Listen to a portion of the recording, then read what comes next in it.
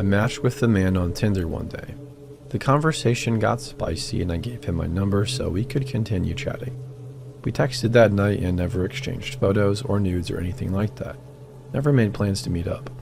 The conversation died and I forgot about him. Weeks go by and I delete the convo. Then late one night I get a lewd photo of a man I don't recognize. I think of insulting them but decide to just delete it and not respond. A few weeks later I get another one. I have the idea to check my deleted messages to make sure I don't know them. Sure enough, I find out that it's the guy on Tinder.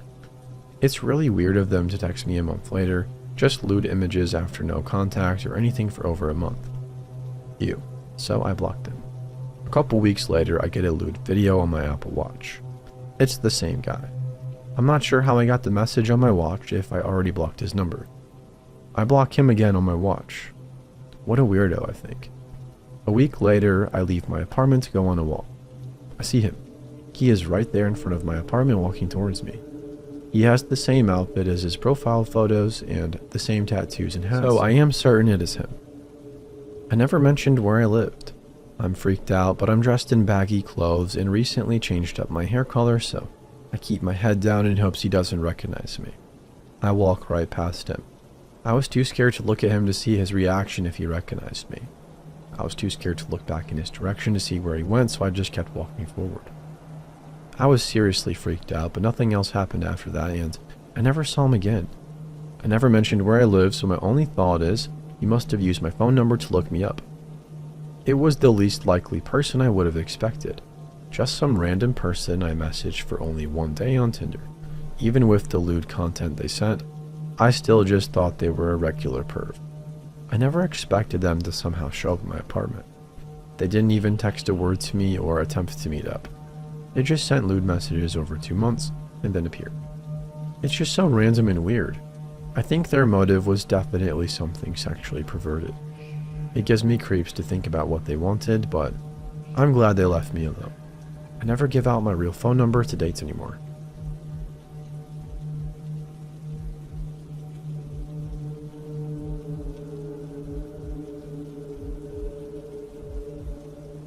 Back when I graduated high school, I had to make some decisions. Mainly, it was whether or not to go to college or get a job. In my small town, we actually do have a university, but I wasn't thrilled about going. I ended up taking a semester off and got a job at Walmart. As I now know, Walmart is the toilet of humanity, but it was a job that paid me more than minimum wage to answer the phones and clean the fitting room, so I jumped at the chance. During my newbie phase, I often had the department managers and more experienced workers monitor me to make sure I was doing what I was supposed to, and that I didn't get sidetracked, doodling or wishing I was anywhere but there. It was during this time that I got an interesting call. There was an older lady on the other side asking if we had thongs and of what materials they were made of. I was a little bit embarrassed, but I had to deal with worse over the phone here, so I told her what we had, and that was that. A few days go by, and they switched my schedule from the 2 to 11 to the 7 to 3, which was good because that meant I could do things in the evening with my friends. I found out that the reason for the switch was that we hired a new girl. Michelle was sweet but kind of awkward. I was the youngest person in the department and also the only guy, but she always went out of her way to be nice. And I sort of trained her even though I hadn't been there for very long. One day I was at my usual post checking returns and processing claims when Michelle came over to me beet red. "There's somebody that needs to talk to you, over by the men's underwear." I nod and go over and see an older man and older woman. I would place them in their late 50s or early 60s. They nod and I smile and ask what I can help them with. And the man speaks up, asking if we carry thongs. I nod and lead them over to the lady's underwear and try to contain the flushing in my face. He chuckles and says, "Oh, no, I meant male ones." I tell him we don't carry any and I can feel my cheeks on fire. The wife just smiles and says something about how cute I was. I like them in cotton because the silk makes me sweat something fierce. Am I right? I chuckle but don't acknowledge the last comment. He laughs and leans down to put his arm around my shoulders. I'm 5'4" and he's easily 6'2", and says, "Ain't he cute?" He's as red as his hair. You don't have to be ashamed of sex, lad. Or are you a virgin? I really wanted to get away, so I told him again that we didn't have male thongs of any material, but they might have some at the local adult store.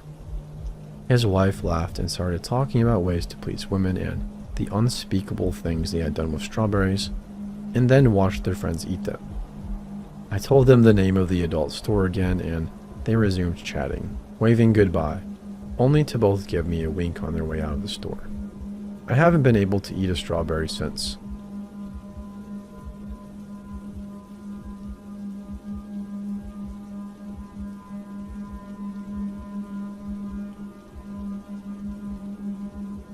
I live in a smallish suburban town.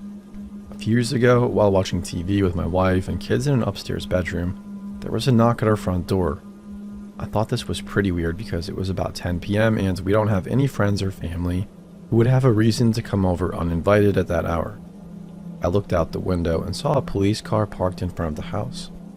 I was concerned, wondering what the heck they were doing at my house. I went downstairs to answer the door and was greeted by two police officers, one at the door and the other standing at a distance. The one at the door told me they'd received a 911 call from this address, a little girl crying that she needed help. He wouldn't share any details beyond that. I was confused and dumbfounded. I do have two daughters, one a teenager and the other 9 at the time, but they had been sitting next to me watching TV for at least the last couple of hours. I explained this to the officer. He believed me, but was still a bit suspicious, since he kept repeating that the call came from my address. Either way, the officer stuck around for a while, chatting and calling out codes on the radios, and talking to the neighbors nearby. After about half an hour, they left. A couple of months later, around 9 p.m., my wife and I were watching TV. Our oldest daughter was in her room, and our youngest was sleeping over at a friend's house. Once again, there was a knock at the door. 2 cops walking around my front yard. I thought, seriously? I answered the door to the same story. A little girl had called 911 needing help. These were 2 different officers. I told them the same thing that had happened a couple months earlier, and they already knew. I told them my youngest daughter wasn't home. They asked if they could come in and look around, and I agreed. If they suspected a little girl was in trouble in my house, the last thing I needed was to look uncooperative. They checked all of the rooms and asked my oldest daughter if she'd been calling 911. She had just been playing a game online. They checked with my wife, saw everything seemed normal, with no girls tied up anywhere, and left. After walking around the yard for about a half an hour, same as before, they left. Not 20 minutes later, they were back. I was actually starting to get frustrated and freaked out. Apparently, the girl had called again, screaming for help. This time, the officers seemed convinced it was some kind of prank, and I could sense their frustration. One of them, who I believe was the sergeant, said it was a waste of resources for them to keep coming out to my house. I pleaded that nobody was calling from inside my house and offered to let them check our phones. They declined. Same routine as before. Walked around the yard, talked to my neighbors. Another officer or 2 showed up. They all conferred for a bit and eventually left. For days after, I worried it would happen again. Thankfully, it's been 4 years now and it hasn't. To this day, I have no explanation. Was the girl really in trouble somewhere and the cellular lines got crossed? Was someone spoofing my address as a prank? Or was it something else entirely?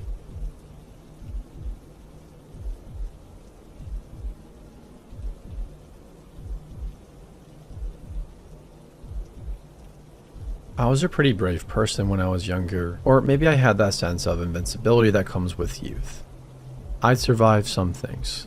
A stalker who pursued my sister and me for over half a year, being assaulted in many ways, 2 house fires, and growing up in a house that I swear to you was haunted. Not in that Disney way either. I'm talking about a torture chamber in the basement, and strange things going on. Anyways, I suppose looking back that having been through all of that made me feel a tad bit invincible, or maybe I just assumed that I'd gotten all of the bad stuff out of the way and nothing else would happen. Whatever it was, I learned to know better. When I was 17, I didn't have a driver's license. In fact, I was 36 before I did.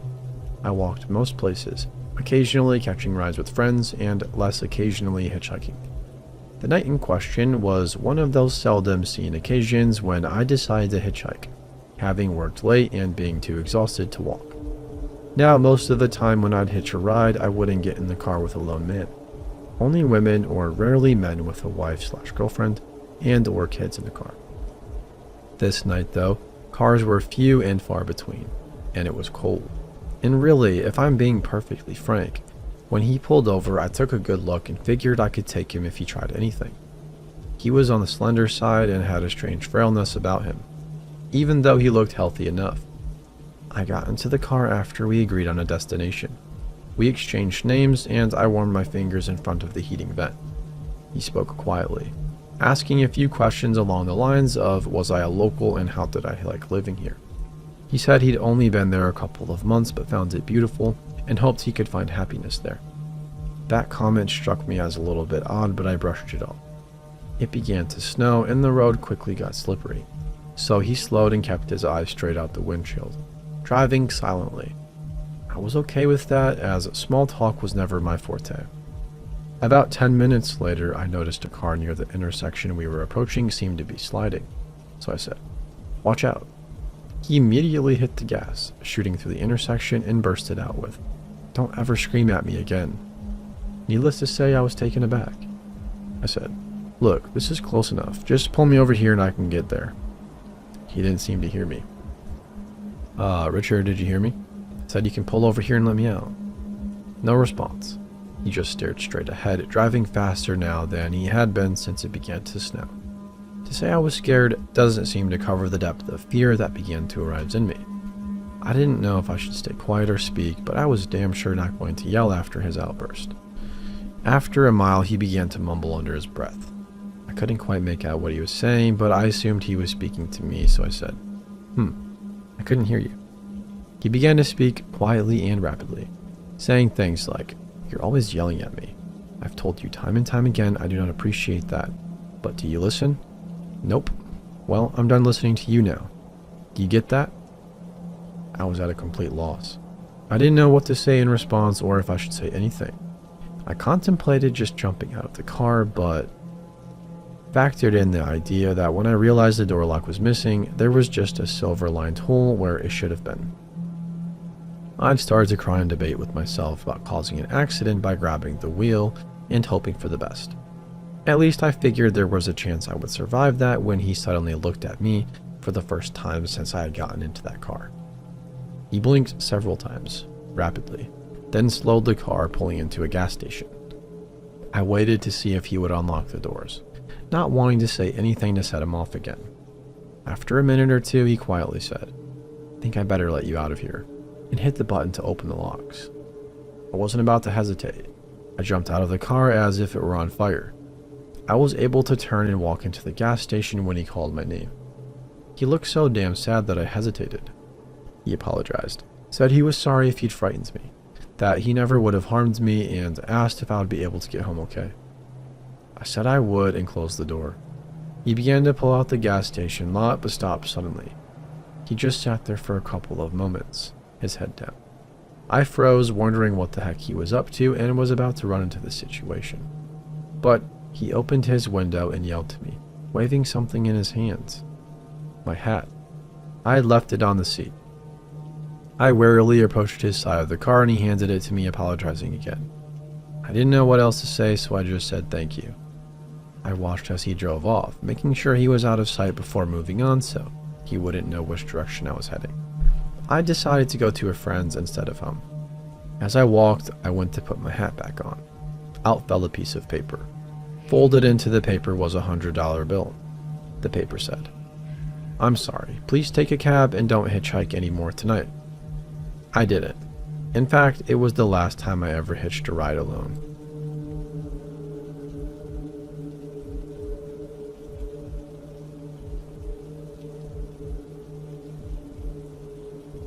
I should preface this by saying that this is an extremely complicated and personal situation and experience. I'll try my best to abridge it. Names and any identifying information will not be used here. I've always had struggles with mental health issues from a young age, and by the time I was 15 had become unmanageable for my parents. They decided to send me to a lockdown school after my freshman year in high school. I woke up one morning to two strangers in my home threatening me and telling me that I was going to a boarding school and that if I refused, they would cuff me. To make the story short, I went. After a wilderness program, I was enrolled in an RTC, Residential Treatment Facility. The school I was enrolled in was affiliated with some very abusive lockdown schools in the US, many of which have been thankfully shut down due to abuse. The school was extremely abusive. Isolation, forced medication, physical intervention, stress positions, attack therapy, withholding exercise and food were all common occurrences here. The detailed story of what happened here does not pertain to the one I am expressing here. What does need to be said is that the school took me, an already somewhat mentally ill child, and made everything a million times worse. If I had been in trouble before I came here, I was much worse after just a few days. I became a shell of a person and was dissociated most of the time, as I knew no other way to cope. A couple of weeks or so after I arrived, a boy named James came onto our unit, what they call our group of kids living in a dorm. This is where the experience I am trying to convey here really begins. I actually hated James at first. He rubbed me the wrong way, and I went out of my way to be an asshole to him. However, we ended up being in the same room together, and things began to change. I began to become enamored with him. We began spending a lot of time alone together, bonding. I didn't know it at the time, but I slowly began to fall in love with him. I identified as heterosexual, so to me, it was more of a brotherly love bond, even though looking back, there were covert signs of a possible romantic relationship between us. Things at this school became worse and worse, and James and I sheltered each other from the storm of abuse. We were all that we had. We suffered horrible experiences together, and through that bond of trauma, something was created for us. I absolutely needed James to survive. It was like he was a part of me, and without him, I felt empty. He reciprocated these ideas, and we promised each other that we would never be apart, and would continue our relationship as soon as we left this school. Luckily, James and his family lived only an hour away from my parents' home. The day came when he was discharged from the school. I was scheduled to go back without him, but after begging and pleading with my parents, I was allowed to be discharged as well. Overjoyed, I called James and told him the good news. He and I began seeing each other 2 or 3 times a week, and it was truly one of the happiest times of my life. He was my world, the only one that knew the terror of what I had been through. After a while, however, his parents noticed that James was overly physically affectionate with me, and also noticed how emotionally attached I was. I will never truly know the reason behind what happened next. I can only guess. I received an email one day from James. It stated that he thought we should spend less time together, and also included a barb at the bottom of the letter. James and I used to tell each other we loved one another, and he would say that he loved me with 99% of his soul, as it couldn't be 100 because he didn't love himself. At the bottom of this email he said, "P.S. It's 72% now." I completely lost it, screaming, crying, begging. How could this be? I could not accept this.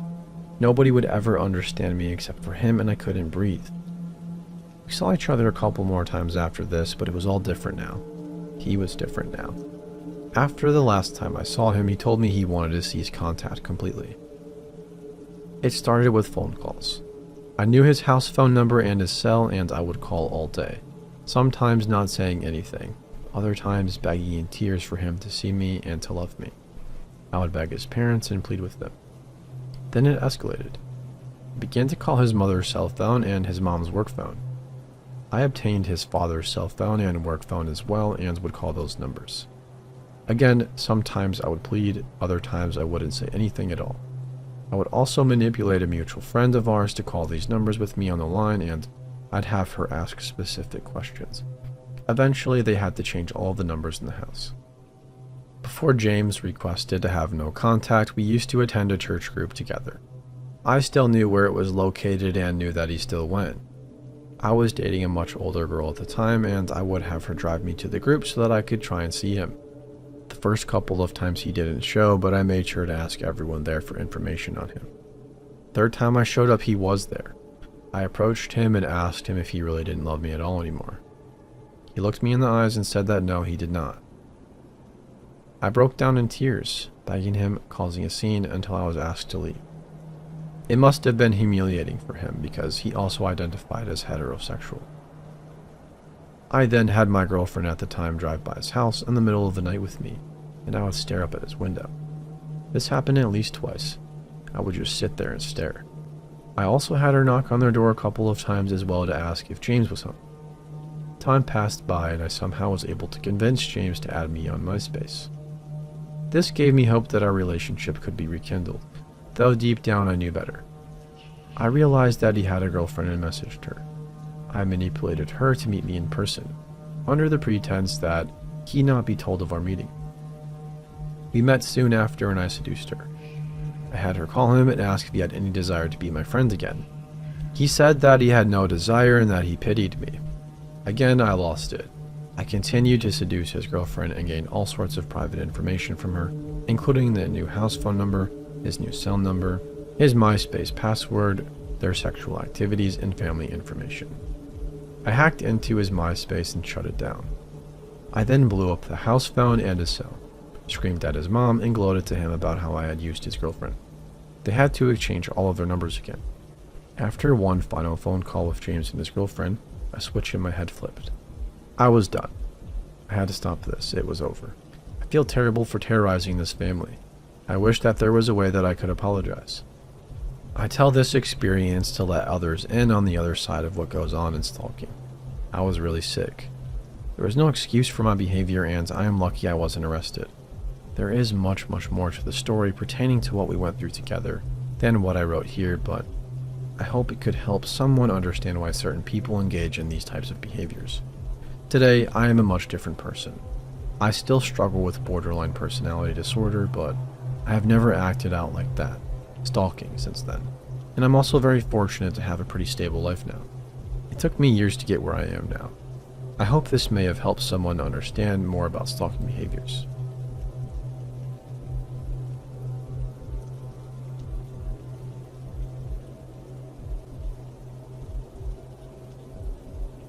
Firstly, this isn't a prison story. This story happened in 2018 in a very rural part of town, on a summer night in Australia. Every house lives on a plot of land that is at least 5 to 6 acres, mostly big houses and some farms. My friend lives in this part of town.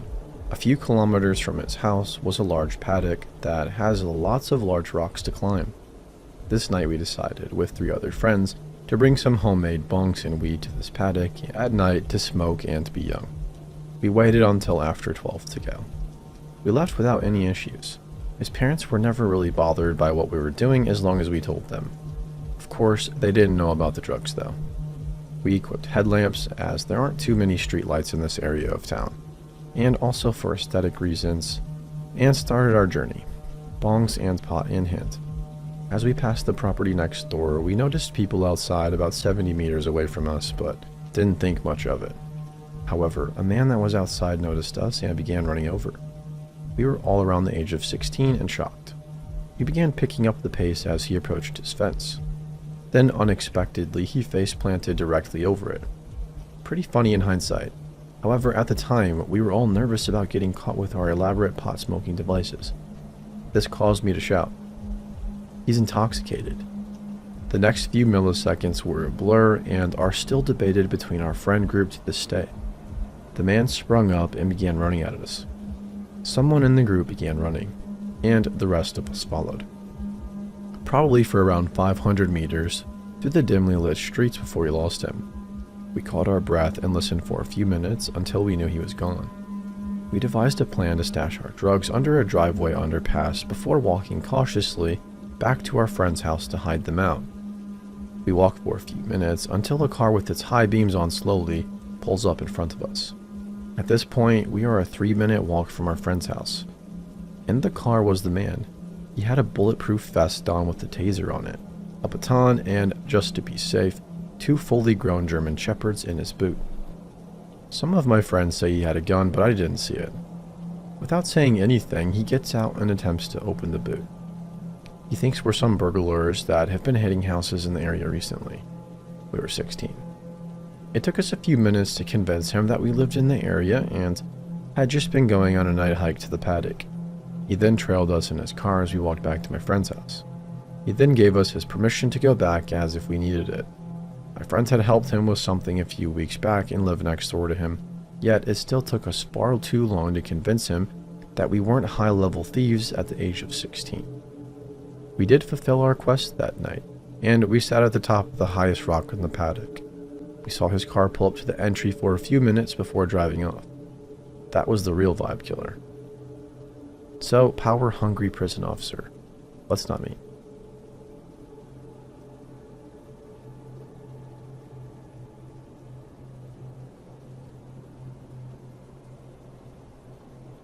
I have a friend that I consider somewhat of a genius when it comes to anything science.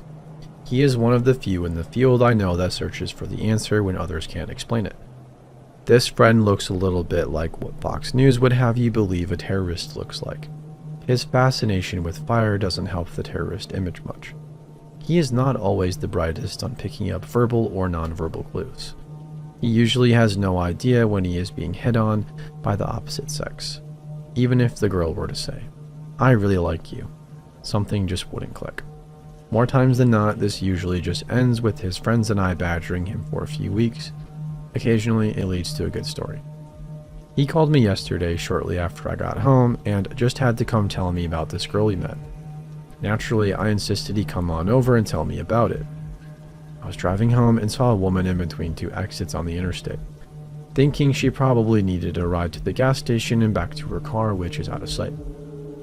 I pull over and ask if she would like a ride to the gas station. Thankfully, she exclaims as she climbs into the truck. I'm a little taken back by this, as I'd only asked her if she needed a ride to the gas station. I never said climb on in or anything of the like. Perhaps she is just socially awkward. I ask her, "Which gas station would you like to go to?" "Atlanta," she proclaims. Now that can't be right. We are in the city of Savannah. The city of Atlanta is a good 5 hours away. Maybe she didn't understand what I was asking. After all, I sometimes stutter and don't realize it. Again, I ask, "What gas station would you like me to drive you to?" I'm sure I didn't stutter this time. "Atlanta," she repeats. What the heck? This woman really wants me to take her to Atlanta. I thought she needed gas. I'm not going that far. I can take you a few miles to my exit if you like, I ask inquisitively. You have pretty eyes, Daddy. Things are starting to get weird even by my standards. This woman must be 20 years older than me. Just wanted to be a good Samaritan and give her a ride to the gas station. I would appreciate it if you didn't call me that, I said. What should I call you then, honey? Did she really just use a term of endearment with a person she just met? Call me Richard or Rick. That wasn't my name, but it is obvious to me I shouldn't give her my real name. Sounds good, Daddy. Didn't I just tell you to stop? Don't call me that. Where do you want me to take you? Atlanta. So, do you want me to blow you? She said that as if that would be enough to get me to drive a 10-hour round trip. No thanks. Do you have a girlfriend? Yes, I lied. I just had to find an excuse this loon might accept for not wanting to partake in her sleazy ways. A wife? No, I just said I had a girlfriend. I guess I didn't look like the faithful type. Well, she won't know. I would know, I said. Well, I wouldn't tell anyone, she said. I would know. And I bet I have more morals than most people, I said. We have been driving down the interstate for a little ways now. My exit is getting near. No way I'm dropping her off that close to my home. Are you in trouble? Would you like me to take you to the police department? Maybe if I mention the police, she'll back off this blowjob crap. Savannah will be fine. Wonderful. We just drove 10 miles out of Savannah. I ask where in Savannah she would like to go. Fred's General Store. Seriously, what the heck? She wants to go to a dollar store. Whatever, I just want her out of my truck. I pull up to the storefront and she isn't getting out. Do you have $20? No, I never carry cash. Well, I need 20. Okay, that doesn't change the fact that I don't have 20. Just give me $20. A moment of awkward silence falls in the truck. I'm not asking for much, please, just 20. Get out of my truck. Give me 20 first. I don't have it. Then let's go to an ATM then. Seriously? I was almost rid of her. My daughter runs an escort service. You would like her, she said. I am not going to the ATM, and I have a girlfriend. Please get me out. She starts to cry. I have no idea why she is crying. Are you in trouble with someone? I can take you to the sheriff's station. I just want to do the right thing. I call my daughter and we can get together and go to a hotel for $20. A hotel for $20, I thought. What kind of place is that going to be? Wait, no. I have 10, but you get out of my truck if I give you 10. I need 20. Listen, I do not have $20. I can give you 10 or take you to the police station if you want. Take it or leave it. Fine. She grabs the money and gets out, and as she is getting out, she looks at me and says, "You know I'm a hooker, right?" I lock the door and spin my wheels, getting the heck out of there as fast as possible. It honestly never occurred to me that she was. I just wanted to give her a ride to the gas station.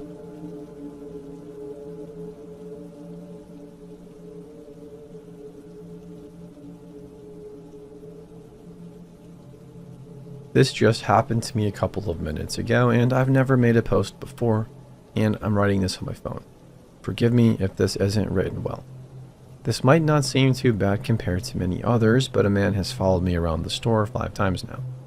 For backgrounds, I can really only go to the store late at night, around 9 or 10 o'clock due to my job. I know it's not the safest, but I always carry a taser or pepper spray on me for things just like this. I'm also only 5 feet tall and pretty petite. He was probably at least 6 feet tall and over half my size. It started sometime last year. A man walked up to me while I was in self-checkout and started asking me typical questions, like if I had a boyfriend and telling me he noticed me walking around and needed to tell me I was pretty. Things like that. I lied and said I did have a boyfriend just for my own safety and took the compliment. I didn't think anything weird of it until it happened again. And again. Every time he uses the same exact script in the same exact order and always finds me in very closed off spaces. The first 3 times, he never even had anything in his hands to buy. The second time, I was sitting on the floor of the makeup aisle, totally vulnerable. He said the same thing as the first time and I politely told him, I still do have a boyfriend, but thank you. That was that. I just thought of it as a coincidence. The third time it happened, I was in the very corner of the store by the vegetables with nobody near me. He says the same exact thing as the first 2 times, so I finally had to tell him, you have to come up to me 3 times now. Every single time you have talked to me, I have told you no. I need you to leave me alone, do not come up to me again. The 4th time it happened, we passed each other and he realized it was me, so he circled around and followed me into the medicine aisle and pretended to look at the bottles. Every time I took a step to the side, he would too. At that point, as soon as I saw him, I called up a friend so I would have somebody that could hear what was happening and try to scare him off. I turned the corner and I could hear him calling out for me, so I started walking faster. Believe it or not, I ended up running into a police officer in uniform, and even though he was busy and I felt bad for interrupting, I asked him for help. The officer walked me to the self-checkout when the man actually had the nerve to pick the counter right next to me. The officer walked me out to my car and I could see the guy watching me in the parking lot. This last interaction just happened a couple of minutes ago. I was looking for something for dinner and walked out of the frozen food section across to the makeup. Guess who walked past me at the same time? We crossed paths and I kept walking and checked over my shoulder. He was still watching me. I freaked out and hid in the makeup aisle and poked my head out. Sure enough, he was looking up and down the aisles to see where I went. I texted my mom and a friend solely because I didn't know what to do. When I saw him turn, I went to find the manager, but I could hear his keys following behind me. The manager walked me to check out, and once again, he picked the counter next to mine. The manager walked me out and he trailed behind me and watched me get into my car. I did a couple of circles to make sure nobody was following me and drove home. Am I being stupid and overreacting? It's happened 5 times now. After the 3rd time it happened, I reported him to a different manager and he told me if he's ever in the store again, he'll be removed and banned, but that one wasn't here tonight. Where do I go from here? The officer that helped me even told me that unfortunately he couldn't do more than walk me out. I know I shouldn't go so late, but it's the only time that I can. Edit. First off, thank you all for the advice. I never even thought of taking pictures of him, which was so obvious. I'm going to download Noonlight and only going if I can take somebody with me from now on. I did go back in to talk to the first manager later, the one who said he would ban the guy. All he said was he couldn't do anything if the guy wasn't there. It's extremely frustrating because I understand why they can't, but it still feels like I'm not being taken seriously. I feel like the boy who cried wolf. I go to this store because we have an account with it for discounts, gas points, and stuff like that. It also stays open the latest, and then the next closest one of them is 20 minutes away.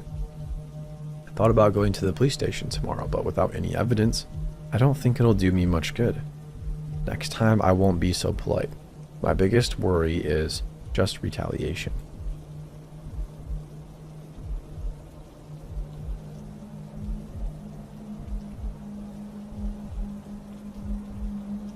This happened in September on my way to work. A bit of background information. I work at a mall that's actually rather close to my house. It's about a 3 to 5 minute walk away. I've been walking to the mall by myself since I was a kid and I've never had any problems. Although there have been events over the last year of my path. There is a point on the way that's pretty creepy. There's a house to one side and a very high wall that you cannot climb over on the other.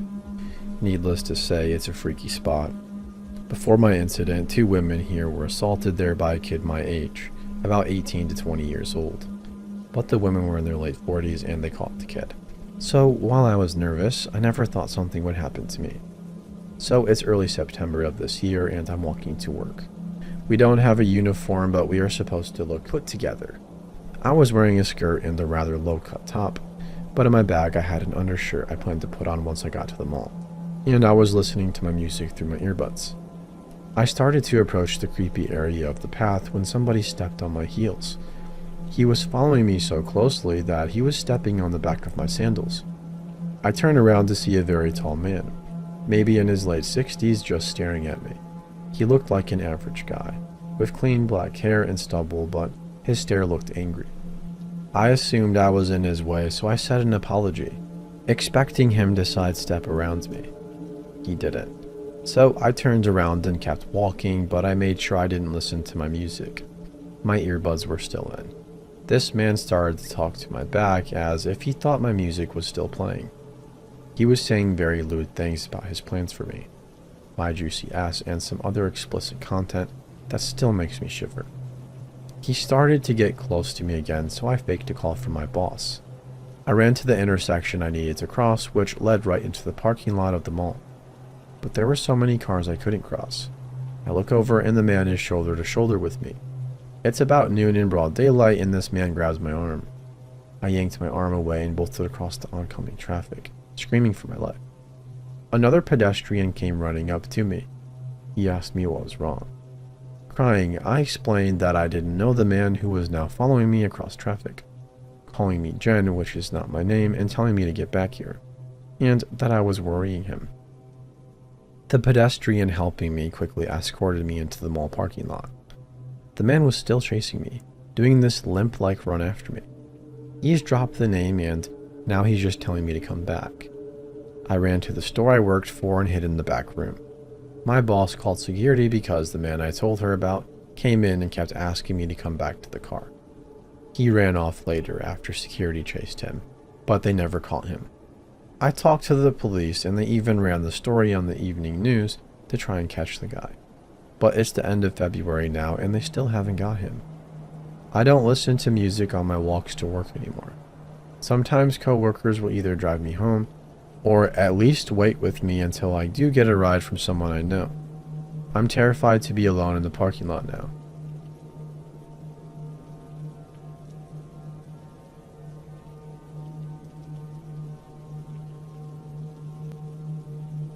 My first post to this page. I'm a 22-year-old dude. My sister was adopted from Russia at a young age and had very little schooling while she was there. She's about a year older than me, but due to a lack of schooling, she has a slight learning disability and I'm considered the more mature of us children. We have another younger sister too. She has a very, very innocent mind and is a truly caring individual. A few years ago, she joined some online game thing. Can't remember which. It was a words with friends kind of game, and she met somebody and played against him frequently. He gave her his name, and she would message him often, and he would respond. Eventually, he asked for her number, and she gave it to him. She honestly didn't know any better, as she isn't quite able to distinguish problematic situations like this. This person began sending her very lewd and inappropriate messages, asking for certain pictures. I feel gross typing this in reference to my sister. She didn't understand what this meant and kept explaining that she didn't have a cat. He became more aggressive in the text messages and way more explicit. He kept asking for pictures, and since she didn't know any better, she sent him pictures of her face. He became upset at those and kept requesting more and more. She became worried at how often and frequently he was texting her. And that's when she told my mom, and that's when I overheard this whole thing. So without my sister knowing, I took her phone and got his number. I studied his texts with her and figured out the part of the country he lived in, down to the exact city. I added his number to my phone and began terrorizing this freak. About an hour into it, he was apologizing profusely. I made threats that endangered him, such as telling his parents about it, reporting him to his bosses. I totally lied. I had no idea where he worked, by the way, and hacking into his personal device and frying it from the inside out. I do have connections for that. He kept responding so quickly, and I honestly loved how desperate he was to not let anybody find out. I told him to never message anyone like that again, or I would find out and ruin his life. He apologized one more time, and I didn't respond after that. I know it's none of my business, but I hate creeps. I know there's not much I can do to help people struggling with things like this, but I wish I could help every single person. Honestly, I put my own safety aside for those who are less capable of protecting themselves against these harmful situations and people. I love my sister, and I'm happy that this creep left her alone. So, to the creepy guy who messaged my innocent sister, let's not meet again. Edit. Thank you guys for all the support. I love to see that other people are just as upset as I am about these losers. But if you could keep my sister in your thoughts, she just got rear-ended today on the way home from work, and she's physically okay but is really shaken up from it. It's crazy that I write about her, and this happens on the same day, but I figured I would let you guys know.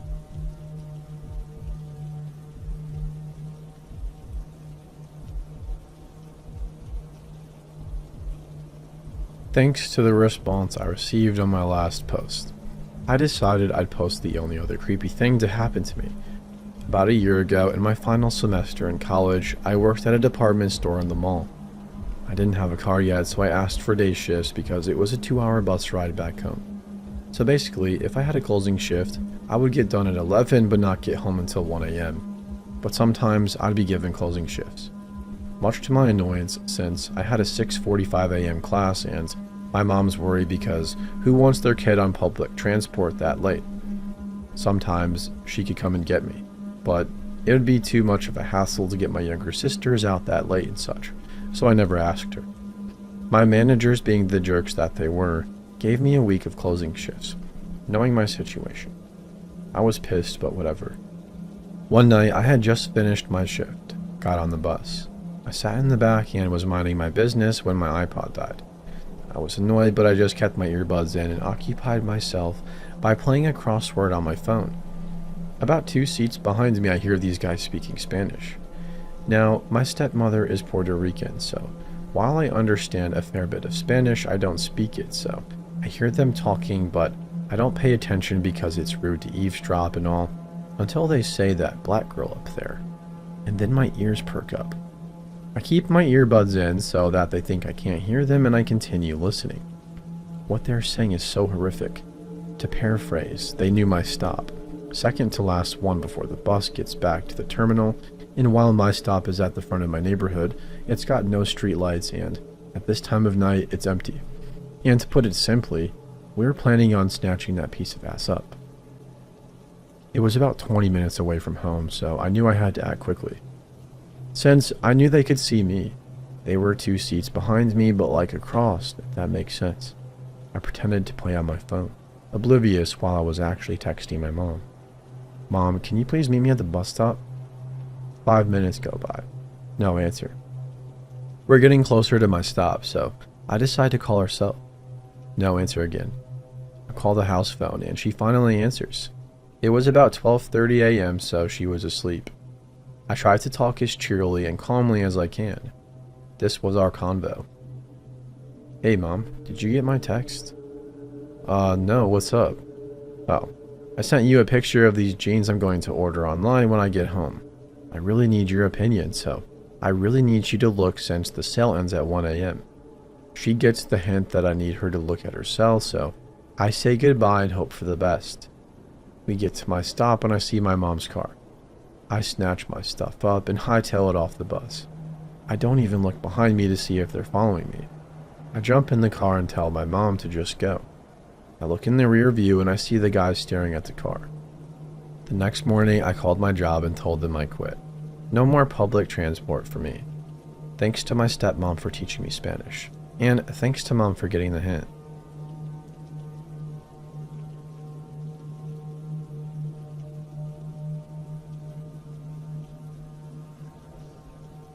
I am a man. I just also like to feel attractive and wear a few beautiful but identifiably masculine items of jewelry to make me feel more attractive. They're also very Jewish items, which is important to me. Also, the crocheting is just so I don't have to spend lots of money on a new blanket I've grown out of. I don't know how to crochet very well, but I am trying. This happened just a few hours ago.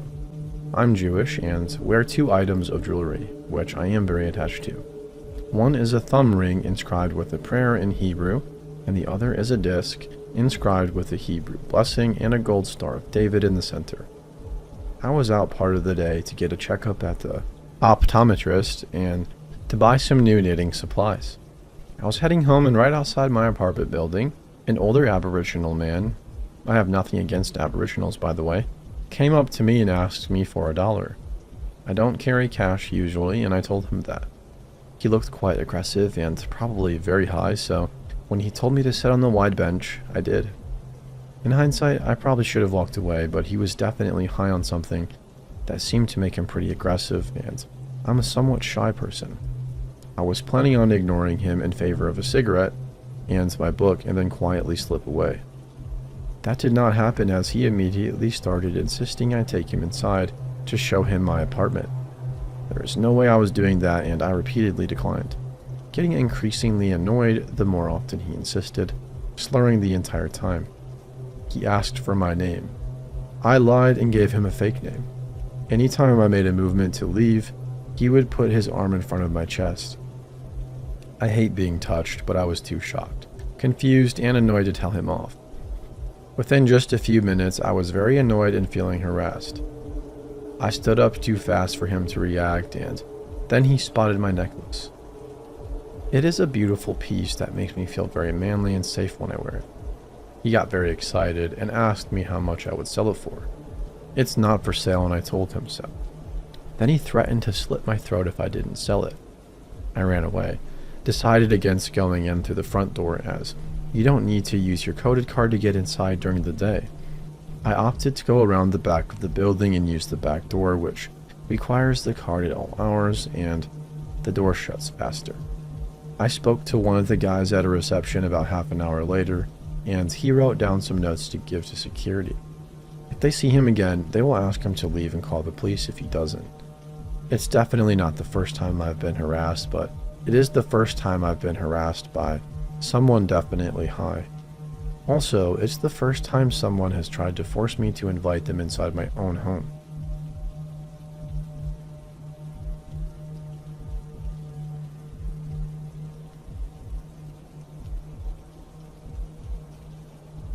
I was visiting my friends in my hometown in Arizona a couple months back. Just a girl's day at Selena's and Kara's apartment, listening to dubstep, gossiping, and enjoying a good old 3-bong rotation. Flashback to earlier in the day.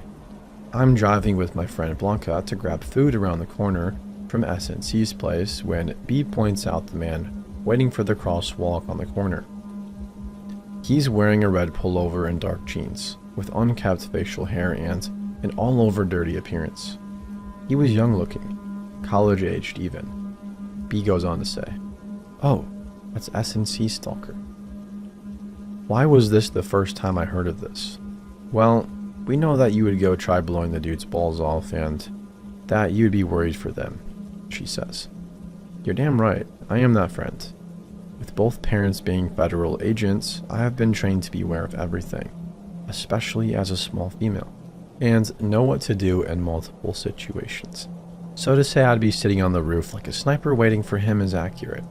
I make eye contact with the stalker as I round the corner, looking at him in my rearview mirror, and I have never been luckier than I paid attention. We head back to the apartment where Selena and Kara tell me about their stalker once I bring up that I definitely knew what was going on. In summary, they tell me that they've seen him on their college campus nearby multiple times, around the library, around their sorority house, and they were even standing near the apartment when they came home from a movie early in the morning. Yeah, I'd say he was stalking them. He appeared at these locations on several accounts. We continue to hang out, and now it is around 6 p.m. As the sun is set, their apartment has one mediocre light outside of the door. You can't see shit through the peephole. Somebody knocks on the door. My eyes shoot up to make sure it's locked. We're good. I look around and all the girls are in the living room. I say, don't answer. Everyone's here. Always be hesitant to open the door. We were not expecting anyone and nobody else needed to be there. I go to the peephole when I find out the light is shit. I turn back to the girls in the living room and say, does it look like a dude? I can't really tell. It could be two. I return to my seat because, like I mentioned, gangs are all there. Selena, I love you, but man, you could have ended our lives with your next action. She opens the door, not cracked and not slightly, but all the way. We were all sitting within view of guess who? The stalker in the red pullover. He stares into S's eyes and says, you love me, huh? She reaches to slam the door and I see him begin to lunge. Thankfully, she closes it in time as Kara runs up to help secure the locks. I grab B's hand and instruct the girls to move away from the door towards the kitchen walls. You never know what could be on the other side. Bullets could fly through at any moment. He slams his hands on the door in a giving up fashion and leaves. Obviously, the police are called and he shows up and asks for a description. All of my friends look at each other and have no idea what to say besides the red sweatshirt because they weren't really looking at him or trying to get a description. I give the officer the description based off of seeing him earlier. I knew that gut feeling to catch the longer view of my car mirror was for a reason. I called my mom to come escort us to our cars parked across the street. She shows up, practically guns blaring, as she sees someone gathering up items in the distance, like a sleeping bag, plastic bags, a water jug, etc. She shines her flashlight at him and his eyes glare up like a deer in a dark forest. I have never seen anyone run that quickly. Her yelling, "You better run, you weirdo," was one of the highlights. Now the story takes a sad turn here. The girls tell me that the cops couldn't do much as the stalker hadn't really done anything. You know, that whole thing. About 3 weeks following, Selena texts me saying that she is at a party and the stalker showed up to the party. He was just hanging around outside and she apologized to her friends, but she needed to inform the police because it was a dangerous situation. You cannot play with this stuff. I guess the cops made a report about it, but it wasn't until a female security guard at S&C's apartment complex was raped and assaulted. When she described the man, it was the same weirdo who came to the door and matched what I had stated in the report. Mom just searched his file the other day. He was awaiting trial with a female judge who does not play. In the words of my mother, and will definitely remain in prison. And I hope he rots every day, and his Deanna tattoo on his neck creeps me out to the max. Friend stalker, let's not meet. And yes, some federal agents are pro-marijuana. Be careful, ladies and gentlemen. Always be aware, and if something doesn't seem right, it's probably because it's not.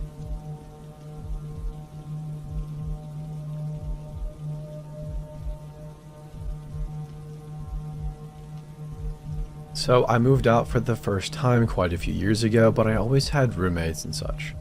This year, since I'm in first year med school in a foreign city, I kind of had to go solo.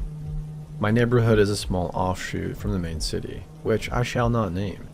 It is basically a few streets located near concrete lakefront with apartment buildings and semi-detached houses scattered around with no real pattern. I live in one such apartment, and across the street from it, there is a house divided into two apartments, one on top and one on the bottom. The dude who lives on the bottom is old enough to be my father, and he sits out front of his apartment on the tiny lawn and nods at me when I walk past. One morning, I was heading out early to stop at Bulk Barn for some flour and loose leaf teas. Heck yes, and the man across the street flagged me down. I stood at the edge of the road and asked what he needed, hesitant to get too close. He asked if I had an extension cord. It was an absolute emergency. He couldn't get his son back in the house because he had misplaced his own extension cord. I was a bit taken aback, but yes, I did have one, so I ran to get it, the whole time wondering if I would ever see it again. When I handed it over, he asked me to plug it into the outlet on the outside of his wall while he ran to the back. I obliged, and then he came running back from his yard, cradling something small and black in his hands, and he motioned me to bring the other end of the extension cord over in a hurry. I did, and he took it and plugged it into the thing, which I saw happened to be a metallic sculpture of a head with big flashlight bulbs for eyes that lit up again when he plugged it in. He sighed in relief and said, "This is my son Jafar," in a very serious way. I nodded, still very confused and a bit concerned, and said hello to Jafar.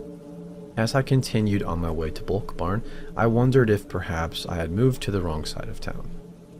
That night, my partner for a project had stood me up at a little bar and grill by the dockside. I sat at a window seat in a corner, waiting for the clock to strike 10 so I could justify leaving, by the chance that maybe they were just running late. That's when an older man in a full tuxedo suit with a pimping-style cane staggered over to me and struck up a conversation. I tried to be polite while still sending the message that I didn't want to talk, which, believe it or not, didn't work. He kept getting closer and closer to me, and I kept inching further and further away. But between him and the table, I was trapped. I felt like a cornered animal, and honestly would have made a scene had my neighbor not grabbed the man's shoulder and pulled him away. "Are you going to mess with my daughter?" he cried. The old pimp man looked taken aback and said, "She can't be your daughter. She's as white as snow, and you're like really dark." My neighbor came and stood between us and stood there silent as a mouse until the old man began to meander away. By old, I mean like 60, by the way. Not old enough to be benevolent and grandfatherly, but old enough to be creepy. Before I could thank him, he had called over what seemed to be his entire family, grandbabies and all, and I ended up making some good friends that night. Finally, he said, "I've got to get home and check on Jafar." After he left, I asked his daughter, who is a good friend to this day, what was up with his son Jafar. She laughed and said, "Oh, none of us are his real kids. He sort of took us all under his wing at some point or other and gave us a stable father figure. But he can't have kids of his own, and he's always wanted a son. So a few years ago, he decided that if he couldn't make babies the traditional way, then he would just make them the other way." Enter Jafar. It's a little bit weird, and he's a bit odd at times, but he's still the best father figure around. I learned that for myself over the next several months, and now he has me over with all of his other kids, all of whom are grown up. Nothing weird, for special occasions and things. It is amazing since my own family is on the other end of the country and pretty dysfunctional. I got Jafar an extra long extension cord and a hat for Christmas. I definitely have moved to the right side of town.